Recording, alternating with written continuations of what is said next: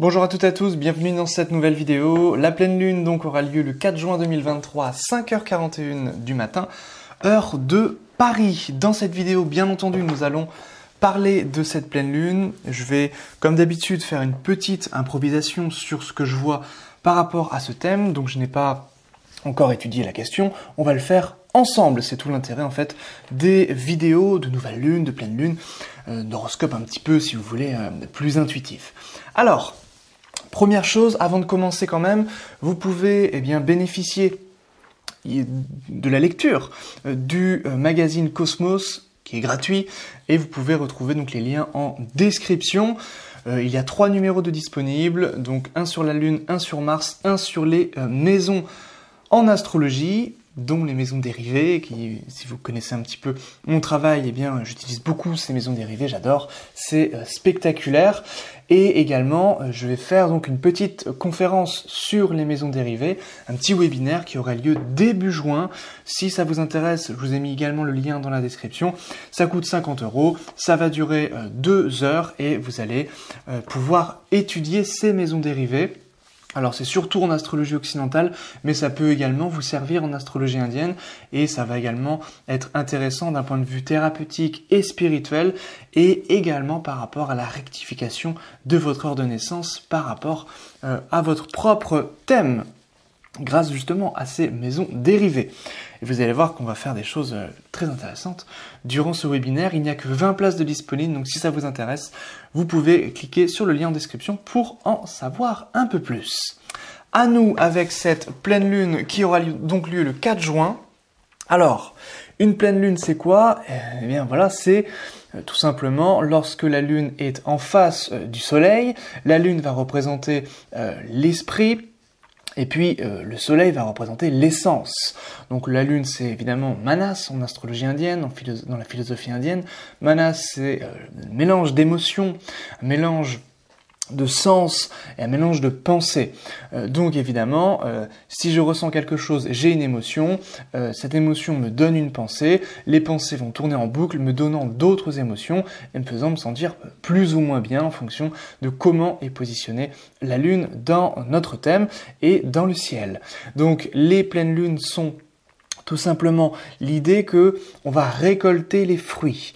La nouvelle lune, c'est la fin d'un cycle pour le début d'un autre, et la pleine lune, c'est lorsqu'on agit, lorsque, vous savez, la lune, elle est sur le soleil, donc c'est l'union entre l'âme et l'essence, et la lune, donc, devient croissante, c'est-à-dire que le soleil est derrière la lune, donc elle éclaire le chemin, donc c'est l'idée d'agir, l'idée de prendre des décisions, et durant cette pleine lune, eh bien, nous récoltons les fruits de nos actions ici passées, avec évidemment cette philosophie en Inde, cette philosophie reliée au karma. Donc la lune, elle se trouve comment? Elle se trouve en chute, malheureusement. Elle se trouve en chute en astrologie indienne, c'est-à-dire dans la constellation du Scorpion. Vous savez bien que la lune, bon, elle n'est pas terrible dans la constellation du Scorpion ou dans le signe du Scorpion en astrologie tropique. Alors, ici, la pleine chute de la lune, c'est entre 0 degré et 3 degrés du Scorpion. Donc, on peut dire, ouf, on est ici un petit peu sauvé.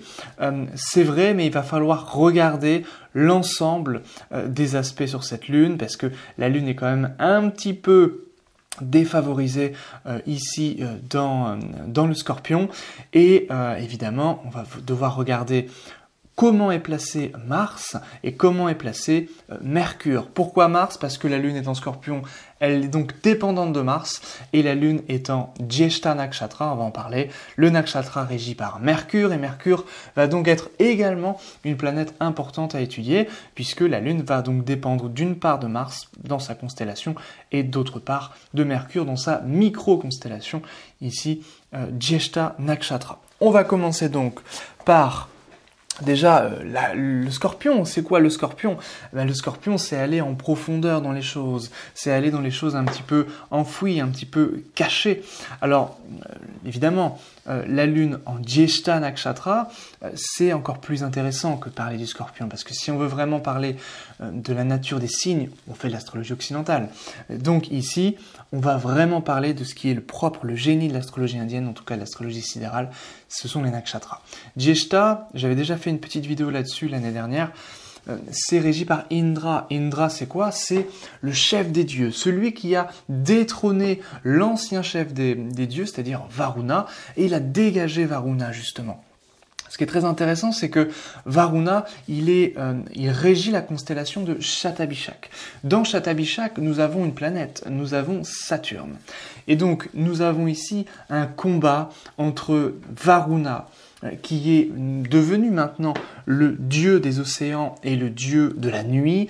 Saturne, évidemment, planète de la nuit, planète noire, planète la plus éloignée du Soleil, donc la moins chaleureuse, la moins éclairée, donc la plus éloignée, la plus sombre, la plus froide.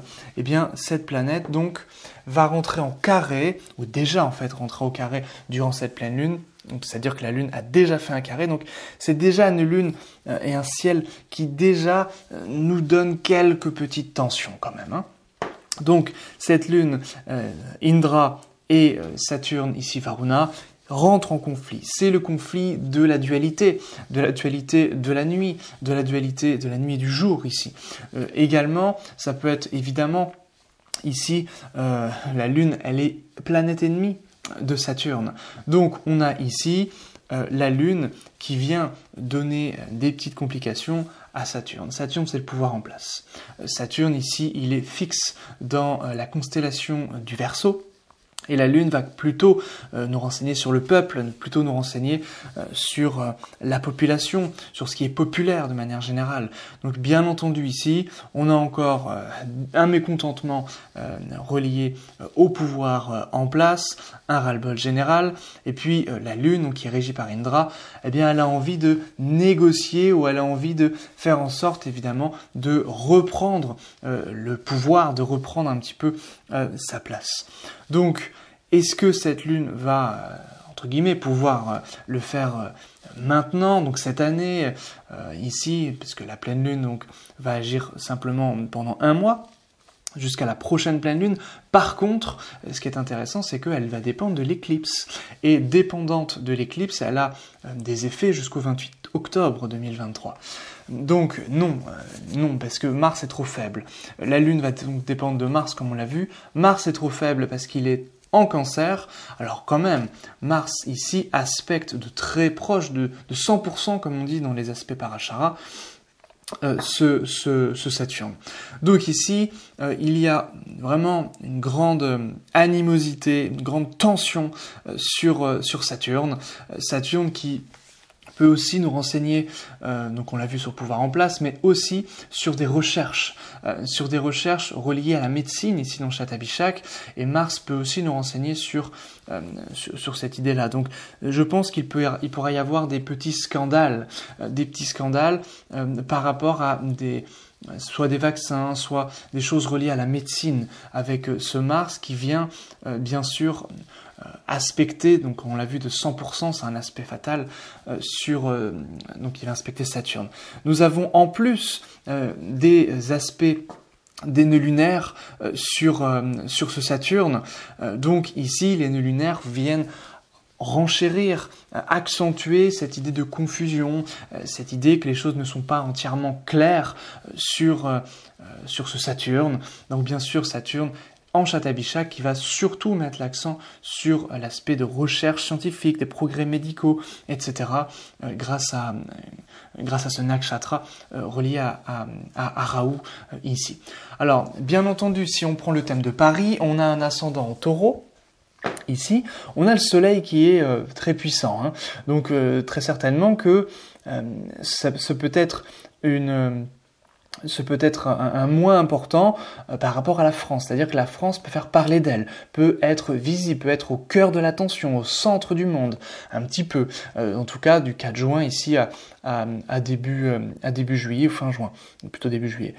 Donc là, on a vraiment l'idée avec ce soleil que tout tourne un petit peu autour de nous en ce moment. En tout cas, à partir du 4 juin. Ce soleil est maître de la maison 4. Donc peut-être qu'on va se faire, qu'on va être au centre de l'attention par rapport à quelque chose de relié à notre civilisation, à notre peuple, à notre population. Donc ça peut être éventuellement par rapport à l'immigration, ou éventuellement par rapport à des manifestations, encore une fois, par rapport voilà, au peuple de manière générale ici. Alors bien sûr, s'il y a un carré de la Lune et de Saturne, il y a également un carré du Soleil et de Saturne.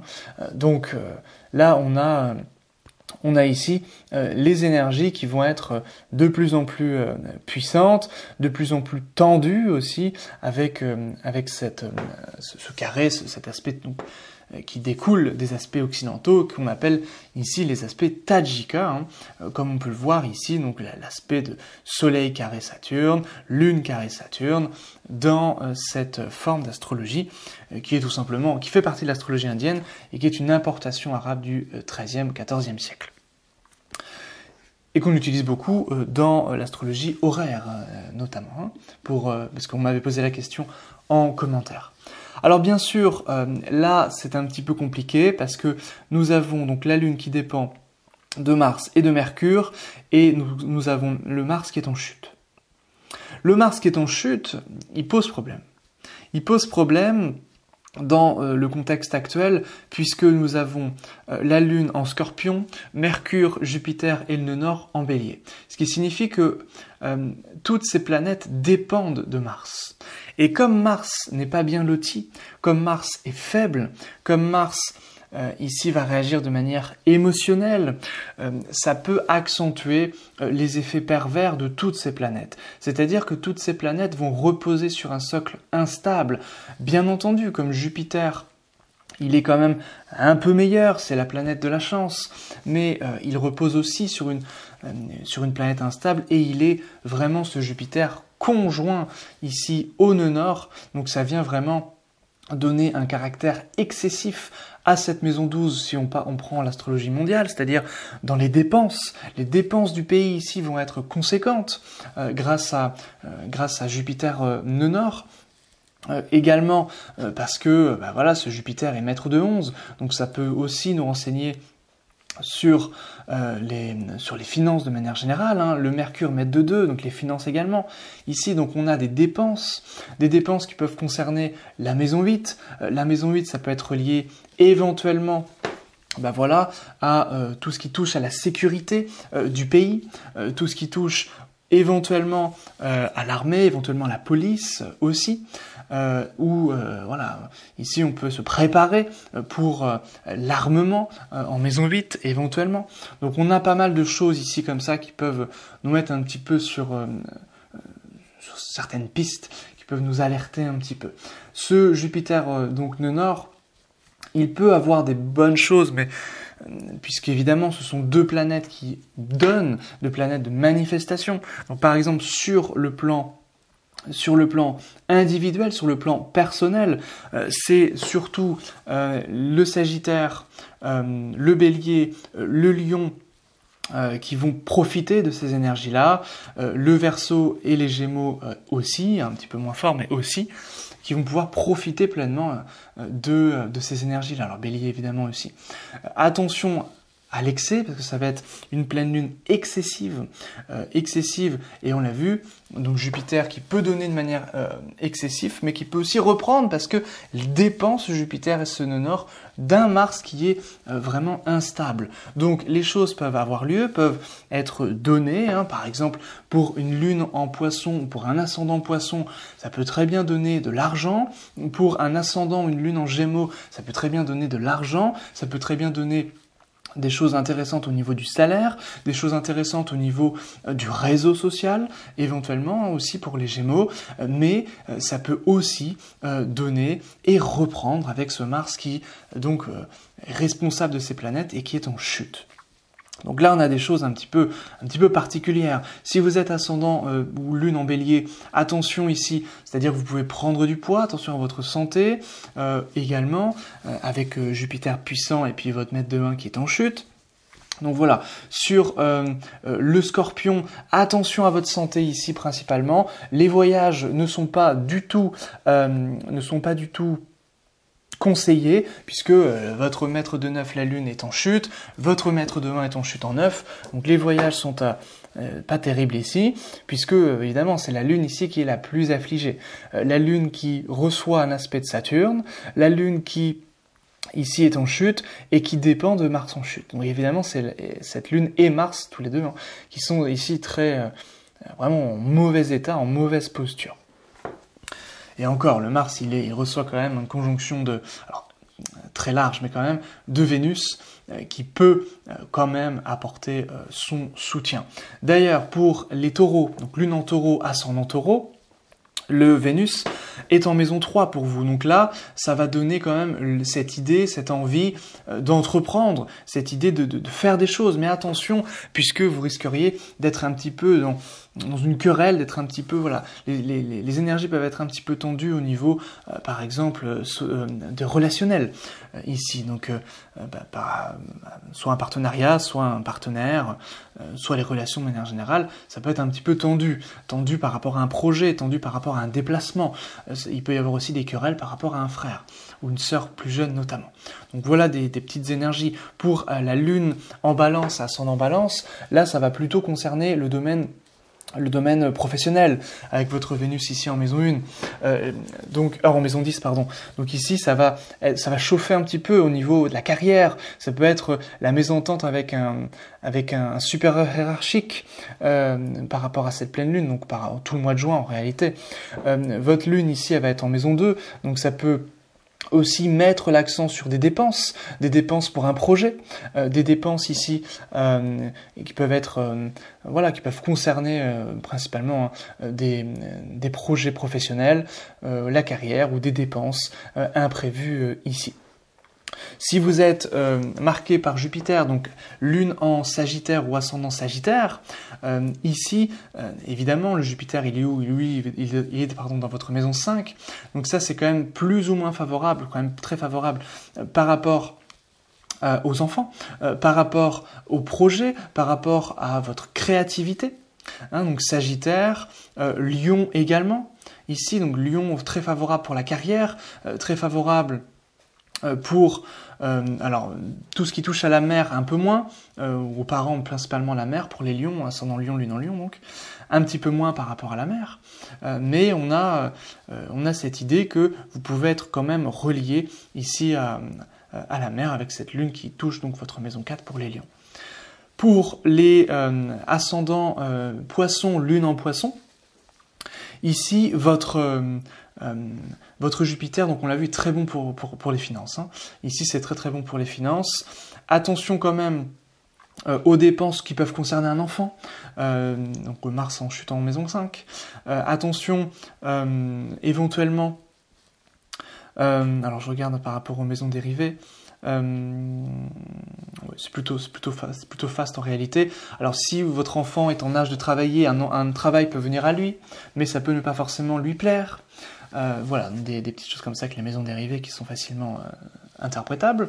Si vous êtes marqué par le cancer, donc lune en cancer, ascendant cancer, alors là attention quand même un petit peu au corps, puisque Mars est sur votre tête, surtout les deuxièmes décans, donc là on fait un petit peu attention, et puis évidemment la lune est en chute également, donc voilà, au niveau de la santé on peut faire un petit peu attention, il peut y avoir des petites querelles ou des petits soucis ou une petite inquiétude par rapport à un enfant principalement, c'est l'enfant ici qui va être pleinement en jeu, attention au surmenage par rapport à votre carrière, attention au surmenage dans vos projets, dans vos actions, voilà, ça peut être vraiment les grandes lignes ici.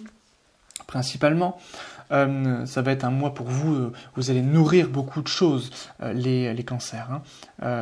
Avec Vénus et Mars en Pushya Nakshatra, ici, du changement, beaucoup de changements pour vous au mois de juin. Pour j'ai oublié qui, Capricorne, Capricorne ici, donc vous restez stable dans vos finances, donc cette pleine lune, elle va plutôt concerner le réseau social. Elle peut donner des petites querelles au niveau sentimental, au niveau des relations, au niveau du foyer, ou au niveau vraiment des amis. Donc ça peut bouger un petit peu à ce niveau-là. Pour vous, les lunes en Capricorne, ascendant Capricorne, principalement.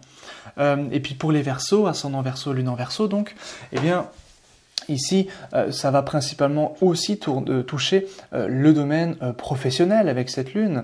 Donc une petite instabilité, peut-être des petites querelles, surtout au niveau de vos collègues, si vous êtes salarié, principalement. Ça peut être aussi éventuellement relié à tout ce qui touche les syndicats, bon, éventuellement, en fonction évidemment de votre contexte ici.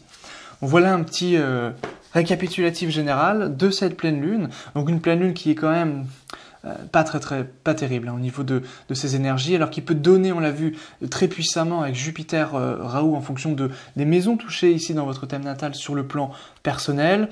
On l'a vu quand même, ça peut être beaucoup de dépenses hein, au niveau mondial par rapport à la France, peut être par exemple la dette une dette qui est de plus en plus conséquente, hein, éventuellement, ici.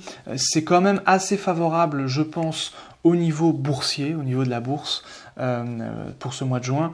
Alors évidemment, il faudrait faire une étude de l'astrologie boursière un petit peu plus approfondie, mais bon, éventuellement, ça peut concerner la bourse. Jupiter Rahu, qui est quand même très puissant, très en excès avec Mercure, je pense que c'est plutôt favorable. Et on a ici donc un Mars qui est très fragilisé, la Lune également, et puis voilà, on a des énergies qui sont pas terribles. Et également, c'est vrai, le Mars il est au carré de Jupiter et du nœud nord, donc là on peut aussi avoir on va dire de la confusion dans nos actions, on peut avoir des difficultés à agir, des difficultés ici, c'est-à-dire les actes ne suivent pas forcément toujours la pensée ou les pensées. Voilà, donc ça peut chauffer un petit peu. Il peut y avoir aussi éventuellement avec Mars carré Jupiter des petits scandales au niveau de la justice ou au niveau, on va dire, des grandes institutions, des grandes entreprises qui peuvent concerner ici le mois de juin tout particulièrement.